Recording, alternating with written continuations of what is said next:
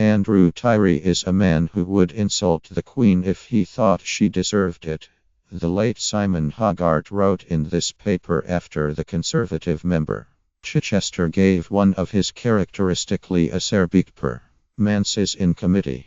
The victim of that occasion was a hapless Lord Stevenson, who had failed to explain adequately how Buzz had sunk on his chairmanship. Tyrie called him delusional, as well as evasive, repetitive and unrealistic. After the catastrophe of the 2008 banking crash, such language was exactly what was required. Tyrie was a tenacious interrogator who believed in proper accountability in boardrooms. The insults only flowed when the witnesses had dug their own holes. Now he is leaving Parliament. A surprise announcement should depress anyone who has listened to hours of select committee hearings over the years. As chair of the Treasury Committee, and also the Parliamentary Commission on Banking Standards, Tyrie says he's done what I can to make a contribution, particularly in efforts to improve banking standards, and to shape a more trusted and resilient financial sector. He's achieved a lot. The Treasury Committee's backing for the ring-fencing legislation in the 2012 Banking Act was vital. It then acted as a strong safeguard against bankers' many attempts to water down the implementation of rules. He also helped to improve scrutiny of the Bank of England, another shortcoming exposed by the crash. He'll be missed, as many MPs agreed on Tuesday. He led the way in restoring the power of select committees, one of his pet causes. The good news is that Tyrie remains deeply committed to public service, and, at the age of 60, wants to contribute outside Parliament. Put him on the court of the Bank of England, for starters. He knows more about governance and the inner workings of Threadneedle Street than most members of the governing body. And, after the Treasury Committee's central role in the recent downfall of Deputy Governor Charlotte Hogg, it would be a classy move by the bank. Whitbread's German venture needs time to bed in. Whitbread enjoyed another year of strong growth, declared Chief Executive Alison Britton. Up to a point.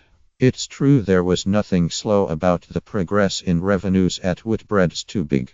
Matt's minus Premier Inn's turnover was 9% better, and Costa Coffee's almost 11%. It's just that, as one goes down the profit and loss account, the numbers aren't as sparkling as they used to be. Profit before tax, 565 and earnings per share improved by %. And the dividend was lifted similarly. Nobody is going to moan too much about 6%.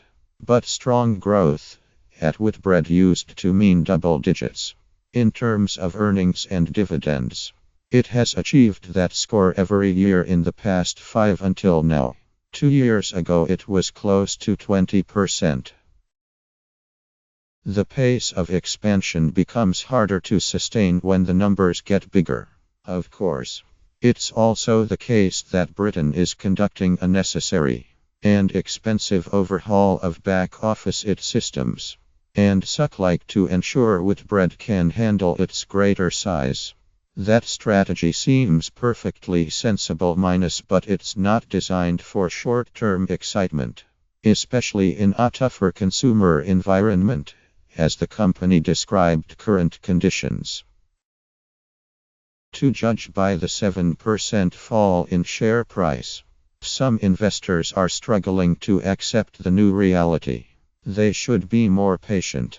Forget about immediate prospects and concentrate on the tentative bet on Germany with Premier Inn.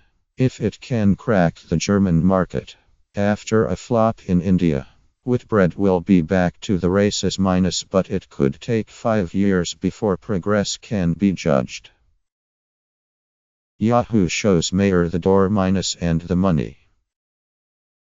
Yahoo is a company that changed the world, and humanist and popularized the web, a mail and search, real-time media, and more, declared Chief Executive Marissa Mayer when she signed the deal last year to sell the company's operating assets to Verizon. $4.08. Yes, but Yahoo did all those things about a decade and a half ago. Then it was overtaken by Google, Facebook, and others.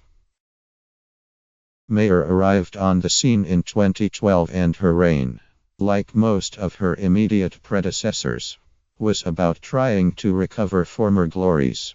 She failed, as they did, and the sale to Verizon was almost an act of mercy.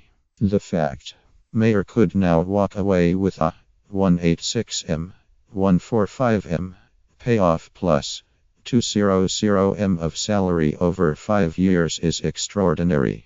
It's the us, and it's tech, but the sum is ridiculous. What on earth would the board have been prepared to pay for success?